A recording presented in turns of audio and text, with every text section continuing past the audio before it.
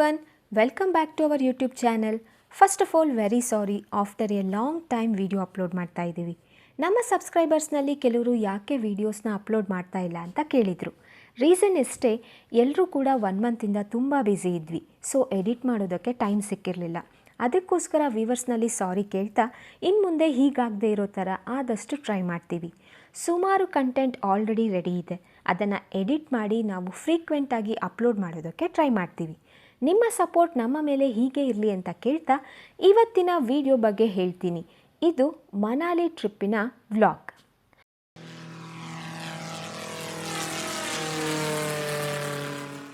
May first ವೀಕ್ನಲ್ಲಿ Manali trip ಹೋಗಬೇಕು ಅಂತ ಈಗ ಫೋಟೋಸ್ನಲ್ಲಿ ನೋಡ್ತಿದ್ದೀರಲ್ಲ, ನಾವು 6 ಜನ ಅಂದ್ಕೊಂಡಿದ್ವಿ. ಆದರೆ ನಾನು ನನ್ನ ಹಸ್ಬೆಂಡ್ ಆ್ಯಕ್ಚುಲಿ ಮನಾಲಿ ಟ್ರಿಪ್ಗೆ ಹೋಗೋದು ಕನ್ಫರ್ಮ್ ಇರಲೇ ಇಲ್ಲ. ಬಿಕಾಸ್ ಹಸ್ಬೆಂಡ್ಗೆ ಆಫೀಸ್ನಲ್ಲಿ ವರ್ಕ್ ಜಾಸ್ತಿ ಇತ್ತು. ನಾವು ಫಸ್ಟ್ ಹೋಗೋದಕ್ಕೆ ಒಪ್ಕೊಂಡಿರಲಿಲ್ಲ. ನೀವು 4 ಜನ ಹೋಗಿ ಬನ್ನಿ ಅಂತ ಹೇಳಿ ಒಪ್ಪಿಸಿ ಫ್ಲೈಟ್ಸ್ನೂ ಕೂಡ ಬುಕ್ ಮಾಡಿ ಆಗೋಗಿತ್ತು. ಬಟ್ ಲಾಸ್ಟ್ ಮೂಮೆಂಟ್ ಅಂದರೆ ಏಪ್ರಿಲ್ 26ನೇ ತಾರೀಕು ನನ್ನ ಹಸ್ಬೆಂಡ್ ವರ್ಕ್ ಕ್ಯಾನ್ಸಲ್ ಆಗಿತ್ತು. ಸೊ ನಾವು ಹೊರಡೋಣ ಅಂತ ಅಂದ್ಕೊಂಡ್ವಿ. ಫ್ಲೈಟ್ಸ್ ಚೆಕ್ ಮಾಡ್ತಾ ಇದ್ದೀವಿ. ಆದರೆ ಅವ್ರು ಬುಕ್ ಮಾಡ್ಕೊಂಡಿದ್ದ ಫ್ಲೈಟ್ ಟಿಕೆಟ್ ಎಲ್ಲ ಪ್ರೈಸ್ ತುಂಬಾ ಜಾಸ್ತಿ ಆಗಿತ್ತು. ಅಟ್ಲೀಸ್ಟ್ ಬೇರೆ ಫ್ಲೈಟಲ್ಲಿ ಹೋಗೋಣ ಅಂತ ಚೆಕ್ ಮಾಡಿದಾಗಲೂ ಕೂಡ ಫ್ಲೈಟ್ಸ್ ರೇಟ್ಸ್ ಎಲ್ಲ ಡಬಲ್ ಆಗೋಗಿತ್ತು. Finally April 27 Air India Express ಫ್ಲೈಟ್ನ ಬುಕ್ ಮಾಡ್ಕೊಂಡ್ವಿ. ಇಲ್ಲಿ ಮಜಾ ಏನಂದರೆ, ನಾವು ಅವರ ಜೊತೆ ಮನಾಲಿಗೆ ಹೋಗ್ತಿದ್ದೀವಿ ಅಂತ ನನ್ನ ಹಸ್ಬೆಂಡ್ ತಮ್ಮ ಹಾಗೂ ಅವ್ರ ಹೆಂಡತಿಗೆ ಮಾತ್ರ ಗೊತ್ತಿತ್ತು. ಆದರೆ ಅವ್ರ ಅಣ್ಣ ಅತ್ತಿಗೆಗೆ ಗೊತ್ತಿರಲಿಲ್ಲ. ಅವರಿಗೆ ಒಂದು ಸರ್ಪ್ರೈಸ್ ಕೊಡೋಣ ಅಂತ ಅಂದ್ಕೊಂಡ್ವಿ. ನನ್ನ ಮೈದ್ನ ಮತ್ತು ಅವ್ರ ಹೆಂಡತಿಗೆ ಹೇಳಿ ಅವ್ರು ಹೊರಟಿದ್ದ ಬಸ್ನಲ್ಲೇ ನಮಗೂ ಕೂಡ ಟಿಕೆಟ್ನ ಬುಕ್ ಮಾಡಿಸಿದ್ವಿ. ನಮ್ಮ ಪ್ಲ್ಯಾನ್ ಇದ್ದಿದ್ದೇನೆಂದರೆ ಬ್ಯಾಂಗ್ಳೂರ್ ಟು ಡೆಲ್ಲಿ ಫ್ಲೈಟ್ನಲ್ಲಿ ನೆಕ್ಸ್ಟ್ ಅಲ್ಲಿಂದ ಬಸ್ನಲ್ಲಿ ಮನಾಲಿಗೆ ಹೋಗೋದು ಅಂತ. ನಮಗೆ ಡೈರೆಕ್ಟ್ ಡೆಲ್ಲಿಗೆ ಫ್ಲೈಟ್ ಟಿಕೆಟ್ ಸಿಕ್ಕಿರಲಿಲ್ಲ. ಹಾಗಾಗಿ ಒಂದೇ ಫ್ಲೈಟ್ನಲ್ಲಿ ಬ್ಯಾಂಗ್ಳೂರ್ ಟು ಇಂಡೋರ್ ಹಾಗೆ ಇಂಡೋರಿಂದ ಡೆಲ್ಲಿ ರೀಚ್ ಆಗಬೇಕಿತ್ತು. ನಮ್ಮ ಫ್ಲೈಟ್ ಟೈಮಿಂಗ್ ಬಂದುಬಿಟ್ಟು ಮೇ 1 ಮಾರ್ನಿಂಗ್ 5:30ಗೆ ಇದ್ದಿದ್ದು. ನಾವು ಬೋರ್ಡಿಂಗ್ ಟೈಮ್ ಅಂತ ಅಂದರೆ 1 ಅವರ್ ಮುಂಚೆ 4:15ಗೆಲ್ಲ ಏರ್ಪೋರ್ಟ್ನಲ್ಲಿ ಇರಬೇಕಿತ್ತು. ಸೊ ಈಗ ನಮ್ಮ ಸರ್ಪ್ರೈಸ್ ರಿವೀಲ್ ಆಗೋ ಟೈಮ್ ಬಂದಿತ್ತು. ಯಾಕೆಂದರೆ ನಮ್ಮ ಅಕ್ಕ ಭಾವನ ಮನೆ ಇರೋದು ಏರ್ಪೋರ್ಟ್ಗೆ ತುಂಬ ಹತ್ತಿರ.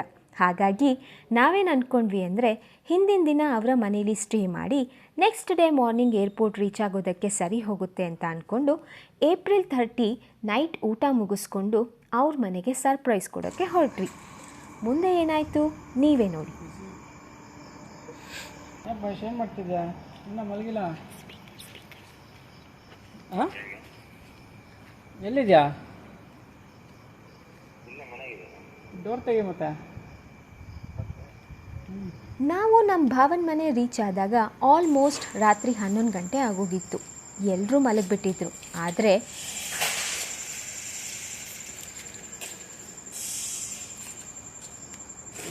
ಬಿಸ್ನೆಸ್ ಕಾಲಲ್ಲೇ ಇದೆಯಾ ಯಾವಾಗಲೂ?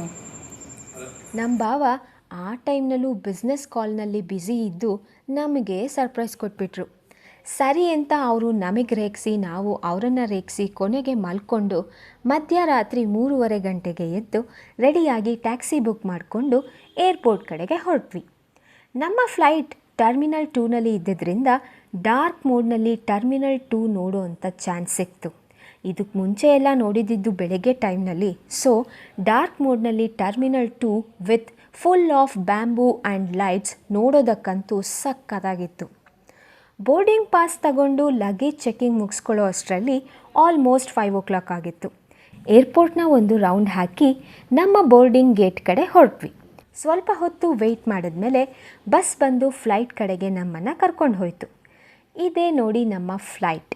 ನಿಮಗೆಲ್ಲ ನೆನಪಿರ್ಬೋದು, ಕಾಶ್ಮೀರದಲ್ಲಿ ಟೂರಿಸ್ಟ್ಗಳ ಮೇಲೆ ಅಟ್ಯಾಕ್ ಆಗಿದ್ದಿದ್ದು. ಅದು ಬಂದು ನಾವು ಹೋಗ್ತಿದ್ದೀವಲ್ಲ ಅಲ್ಲಿಂದ 1 ವಾರದ ಹಿಂದಿನ ಕತೆ. ನಮ್ಮ ಪೇರೆಂಟ್ಸ್ಗಾಗಲಿ ಅಥವಾ ನಮಗಾಗಲಿ ಎಲ್ಲೋ ಒಂದು ಕಡೆ ಒಂದು ಸಣ್ಣ ಭಯ ಅನ್ನೋದಿತ್ತು. ಆ ಭಯದಿಂದಲೇ ಫ್ಲೈಟ್ ಹತ್ತಿದ್ದು ನಾನು. ಇದು ನನ್ನ ಫಸ್ಟ್ ಫ್ಲೈಟ್ ಎಕ್ಸ್ಪೀರಿಯನ್ಸ್ ಬೇರೆ. ಒಂಥರ ಮಿಕ್ಸ್ಡ್ ಎಮೋಷನ್ಸ್ನಲ್ಲಿ ಇದ್ದೆ. ಫ್ಲೈಟ್ ಟೇಕ್ ಆಫ್ ಆಗಬೇಕಾದ್ರೆ ಸ್ವಲ್ಪ ನರ್ವಸ್ ಆಗಿದ್ದೆ. ಬಟ್ ಆಮೇಲೆ ಇಟ್ ವಾಸ್ ಕ್ವೈಟ್ ನಾರ್ಮಲ್. ಮೇಲೆ ಹೋಗ್ತಾ ಮೋಡಗಳೆಲ್ಲ ನೋಡೋದಕ್ಕೆ ಸಕ್ಕತ್ತಾಗಿ ಕಾಣ್ತಾ ಇತ್ತು. ತುಂಬಾ ಚೆನ್ನಾಗಿತ್ತು. ಹಾಗೆ ನೋಡ್ತಾ ನೋಡ್ತಾ ನಮ್ಮ ಫ್ಲೈಟ್ ಇಂಡೋರ್ ರೀಚ್ ಆಗಿ ಮತ್ತೆ ಅಲ್ಲಿಂದ ಡೆಲ್ಲಿಗೆ ಹೋಗಿ ಲ್ಯಾಂಡ್ ಆಯಿತು. ಇದೇ ನೋಡಿ ಡೆಲ್ಲಿ ಏರ್ಪೋರ್ಟ್. ಇದರ ಇಂಟೀರಿಯರ್ ಕೂಡ ತುಂಬಾ ಚೆನ್ನಾಗಿದೆ. ನೆಕ್ಸ್ಟ್ ನಾವು ನಮ್ಮ ಲಗೇಜಸ್ನ ಕಲೆಕ್ಟ್ ಮಾಡಿಕೊಂಡು ಏರ್ಪೋರ್ಟಿಂದ ಹೊರಗೆ ಬಂದ್ವಿ. ಆಗ ಟೈಮ್ 9:45 ಆಗಿತ್ತು.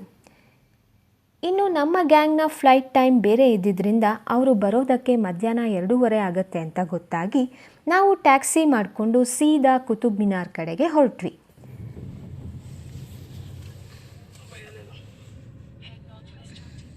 ಎಲ್ಲಿ ಹೊರಟಿದ್ದೀವಿ? ಕುತುಬ್ ಮಿನಾರ್ ರೀಚ್ ಆಗ್ತಿದ್ದ ಹಾಗೆ ಅಲ್ಲೇ ಹೊರಗಡೆ ಲಗೇಜ್ ಕೌಂಟರ್ ಫೆಸಿಲಿಟಿ ಇದ್ದಿದ್ದರಿಂದ ನಮ್ಮ ಲಗೇಜ್ ಅಲ್ಲಿ ಇಟ್ಟು ಕುತುಬ್ ಮಿನಾರ್ ಒಳಗಡೆ ಹೊರಟ್ವಿ.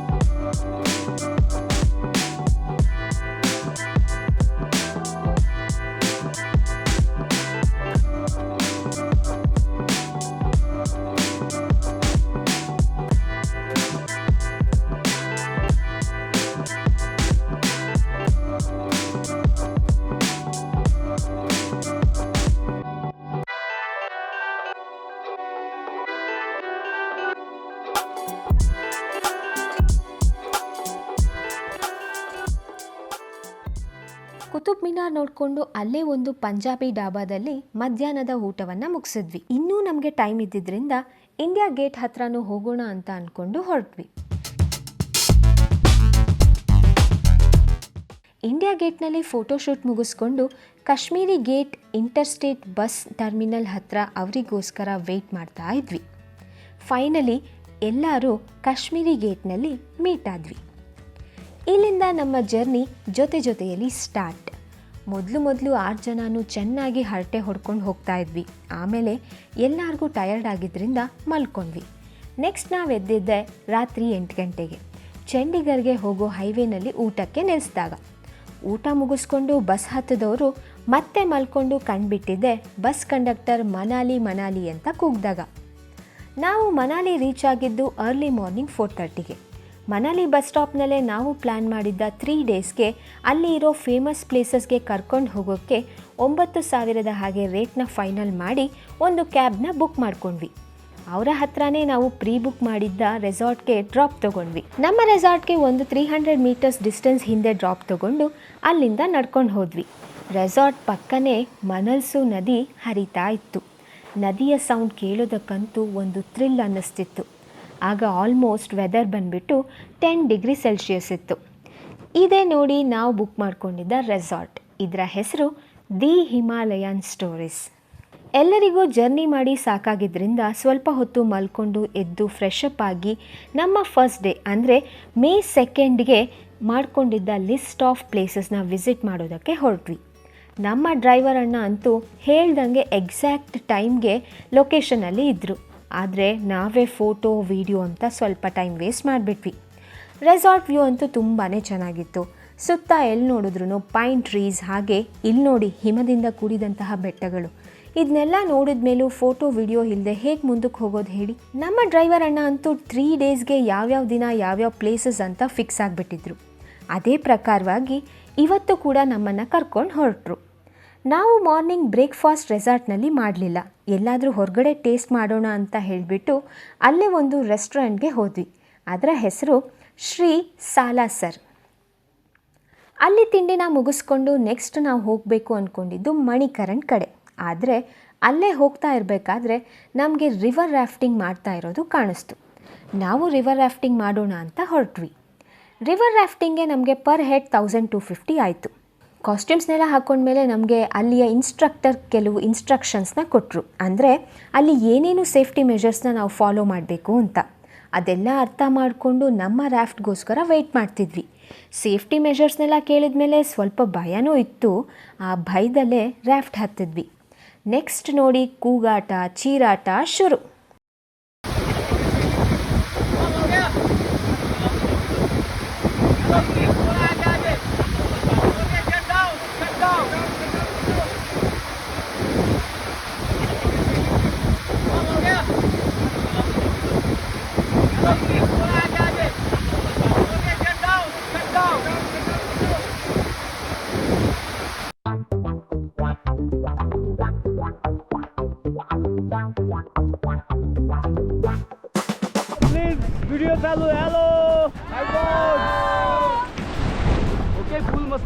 है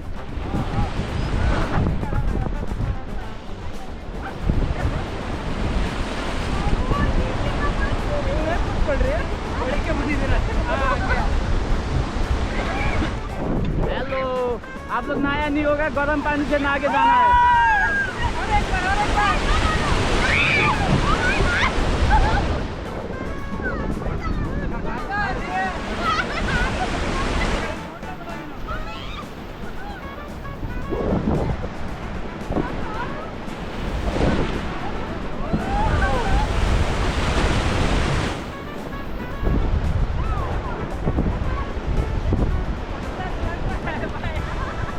हेलो भैया गाइस, तो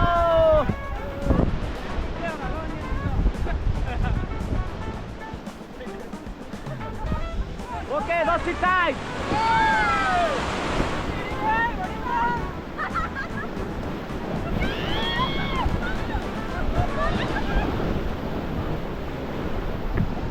That's it time.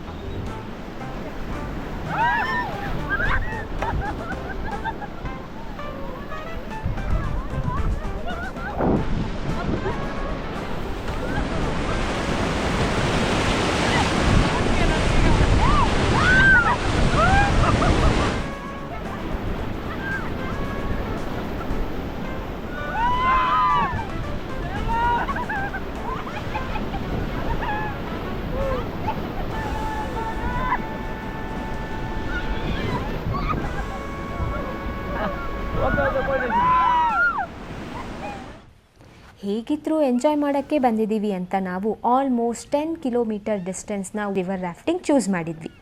ಕೊನೆಗೆ ನಾವು ಬಂದು ಇಳಿದಿದ್ದು ವೈಷ್ಣೋದೇವಿ ಟೆಂಪಲ್ನ ಹತ್ತಿರ. ನಾವು ಬರೋ ಅಷ್ಟರಲ್ಲಿ ನಮ್ಮ ಡ್ರೈವರ್ ಸಹ ಅಲ್ಲಿಗೆ ಕಾರ್ ತಗೊಂಡು ಬಂದಿದ್ರು. ओके, लास्ट एग्जिट मिलेंगे फिर दोबारा। Welcome guys. ನೆಕ್ಸ್ಟ್ ನಮ್ಮ ಪಯಣ ಮಣಿಕರಣ್ ಕಡೆ.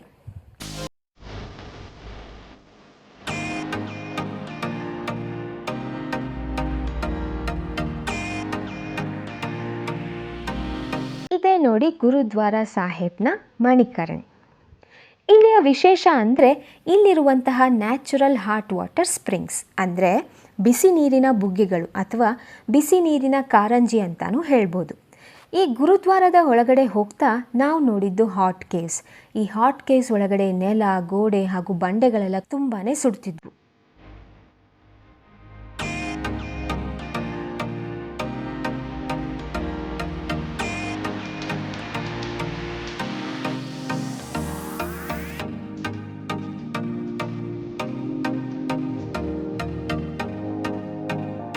ಈ ಮಣಿಕರಣ್ ಹಾಗೆ ಇಲ್ಲಿರುವಂತಹ ಹಾಟ್ ವಾಟರ್ ಸ್ಪ್ರಿಂಗ್ಸ್ ಬಗ್ಗೆ ಹಿಂದೂಗಳು ಹಾಗೂ ಸಿಖ್ ಜನರಿಗೆ ಅವರದ್ದೇ ಆದ ಐತಿಹಾಸಿಕ ಕಥೆಗಳಿವೆ. ಸಿಖ್ನ ಭಕ್ತಾದಿಗಳ ಪ್ರಕಾರ ಒಮ್ಮೆ ಶ್ರೀ ಗುರುನಾನಕ್ ದೇವ್ಜಿ ಹಾಗೂ ಅವರ ಶಿಷ್ಯರಾದ ಭಾಯ್ ಮರ್ದಾನ ಇಬ್ಬರೂ ಸಹ ಮಣಿಕರಣ್ಗೆ ಬಂದಾಗ ಭಾಯ್ ಮರ್ದಾನ ಅವರಿಗೆ ತುಂಬ ಹೊಟ್ಟೆ ಹಸಿವಾಗತ್ತೆ. ಆದ್ದರಿಂದ ಅವರು ಹಳ್ಳಿಯ ಜನರಿಂದ ಹಿಟ್ಟನ್ನು ತಂದು ಚಪಾತಿ ಹಿಟ್ಟಿನ ಹಾಳೆಗಳನ್ನು ಸಿದ್ಧ ಮಾಡ್ತಾರೆ. ಆದರೆ ಆಮೇಲೆ ಅವ್ರಿಗೆ ಗೊತ್ತಾಗತ್ತೆ ಆ ಹಿಟ್ಟನ್ನು ಬೇಯಿಸೋಕೆ ಏನೂ ಇಲ್ಲ ಅಂತ. ಆಗ ಗುರುನಾನಕ್ ಜಿ ನೀನು ವಾಹೆ ಗುರು ಅಂತ ಹೇಳಿ ಒಂದು ಕಲ್ಲನ್ನು ಇಲ್ಲಿಂದ ತಗೋ ಅಂತ ಹೇಳ್ತಾರೆ. ಭಾಯ್ ಮರ್ದಾನ ಹಾಗೆ ಮಾಡಿದಾಗ ಅವ್ರಿಗೆ ತುಂಬ ಆಶ್ಚರ್ಯ ಆಗುತ್ತೆ. ಯಾಕೆಂದರೆ ಆ ಕಲ್ಲನ್ನು ತೆಗೆದ ಜಾಗದಲ್ಲಿ ಒಂದು ಬಿಸಿ ನೀರಿನ ಬುಗ್ಗೆ ಸೃಷ್ಟಿಯಾಗತ್ತೆ. ನಂತರ ಗುರುನಾನಕ್ ಜಿ ಸಿದ್ಧಪಡಿಸಿದ ಚಪಾತಿಯ ಹಾಳೆಗಳನ್ನು ಆ ನೀರಿನ ಒಳಗಡೆ ಹಾಕೋದಕ್ಕೆ ಹೇಳ್ತಾರೆ.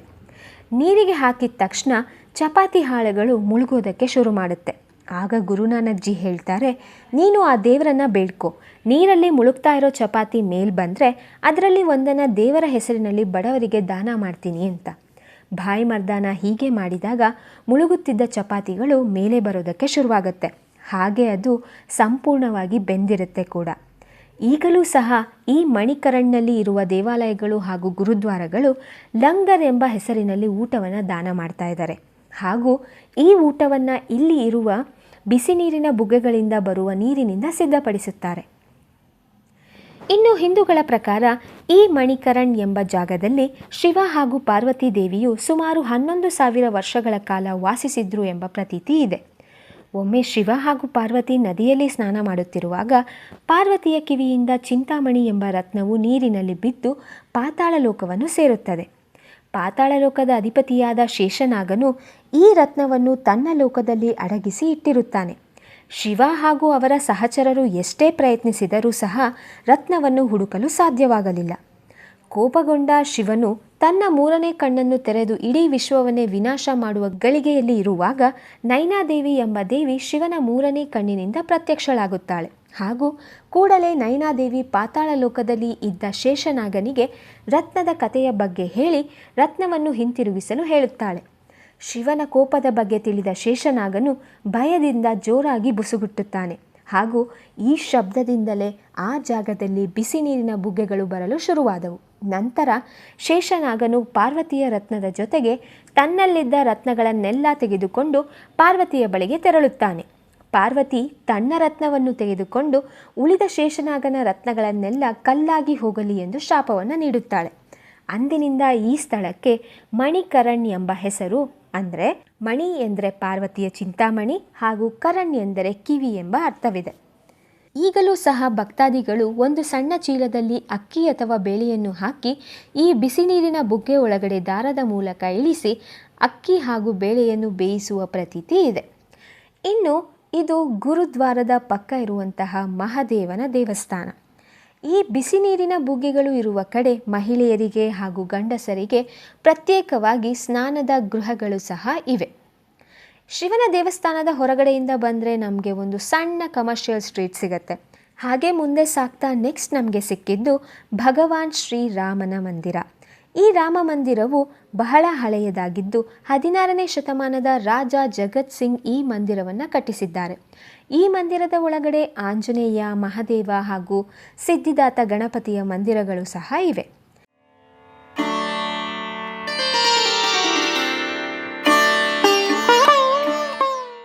ಈಗ ನೀವು ನೋಡ್ತಾ ಇರುವಂತಹ ಟೆಂಪಲ್ ನಾನು ಆಗಲೇ ಕಥೆನಲ್ಲಿ ಹೇಳಿದಂತಹ ನೈನಾದೇವಿಯ ಮಂದಿರ. ಈ ನೈನಾದೇವಿ ಟೆಂಪಲ್ನ ಪಕ್ಕ ಕೂಡ ಬಿಸಿ ನೀರಿನ ಬುಗ್ಗೆ ಇದೆ.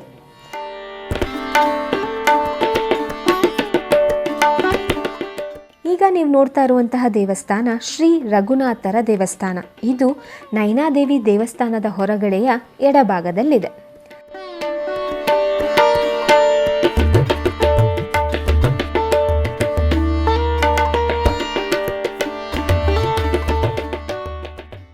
ಇನ್ನು ಮಣಿಕರಣ್ನಲ್ಲಿ ಎಲ್ಲ ದೇವಸ್ಥಾನಗಳ ದರ್ಶನ ಆಗುವಷ್ಟರಲ್ಲಿ ಆಲ್ರೆಡಿ ಸಂಜೆ ಆಗೋಗಿತ್ತು. ನಂತರ ಕಸೂಲ್ ಮಾರ್ಕೆಟ್ನ ಒಂದು ರೌಂಡ್ ಹಾಕಿ ರೆಸಾರ್ಟ್ ಕಡೆಗೆ ವಾಪಸ್ ಹೊರಟ್ವಿ. ಕತ್ಲಲ್ಲಂತೂ ಇಡೀ ಮನಾಲಿ ಕಲರ್ಫುಲ್ ಲೈಟ್ಸಿಂದ ತುಂಬ ಚೆನ್ನಾಗಿ ಕಾಣಿಸ್ತಾ ಇತ್ತು. ನಮ್ಮ ರೆಸಾರ್ಟ್ನ ನೈಟ್ ವ್ಯೂ ನೋಡಿ ಹೇಗಿದೆ. ಇದಾಗಿತ್ತು ನಮ್ಮ ಮನಾಲಿಯ ಫಸ್ಟ್ ಡೇ ವ್ಲಾಗ್.